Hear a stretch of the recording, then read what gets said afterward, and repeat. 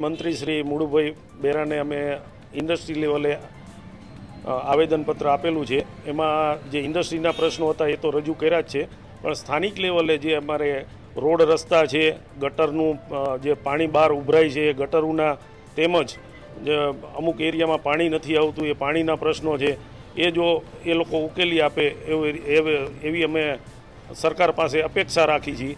અને જે પણ બોડી આવે એ આ પ્રાણ પ્રશ્નો જે અમારા છે એ ઉકેલે એવી અમને ગવર્મેન્ટે ખાતરી આપી છે। સરકારમાં હમણાં જ મેં કીધું કે જે કંઈ પ્રશ્નો છે આપણા સ્થાનિક હોય, ગેસનો હોય કે ઇલેક્ટ્રિકનો, હમણાં કીધું કે એક સબ ડિવિઝન છે ને બદલે બીજું સબ ડિવિઝન જો થઈ જાય તો મેન્ટેનન્સ સરખું થાય, અને એની દરખાસ્ત અહીંયા હમણાં વાત થઈ કે થઈ છે।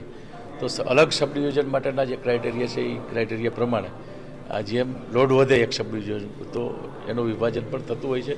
અમે ઉર્જા મંત્રીશ્રીને મળી અને અહીંયા જે માગણી છે કે અલગ સબ ડિવિઝન અહીં થાય તો મેન્ટેનન્સનું કામ વધારે સ્ટાફ મળે એટલે ખૂબ સારી રીતે મેન્ટેનન્સ થઈ જાય, વીજળીના કોઈ પ્રશ્ન રહે। આપણી સરકાર દ્વારા રોડ રસ્તા માટે પૂરતું બજેટ ફાળવવામાં આવે છે, એની કાંઈ મુશ્કેલી નથી, પણ એના એક ક્રાઇટેરિયા હોય છે કે ભાઈ રોડ બનો પછી 5 વર્ષે થાય, 6 વર્ષે થાય। આ ક્રાઇટેરિયાને લીધે રોડમાં ક્યારેક 4-6 મહિના મોડો થયો હોય એને લીધે લોકોને અવરજવરમાં થોડી મુશ્કેલીઓ રહેતી હોય છે, પણ એ ધ્યાને રાખી અને સમયસર બને એના માટેના અમારા પ્રયાસો હોય છે। આરોગ્ય માટે જે આપણે કંઈ સારી જગ્યા છે ત્યાં ટૂંક સમયમાં હોસ્પિટલની મંજૂરી મળે એના માટેના અમારા પ્રયાસો છે।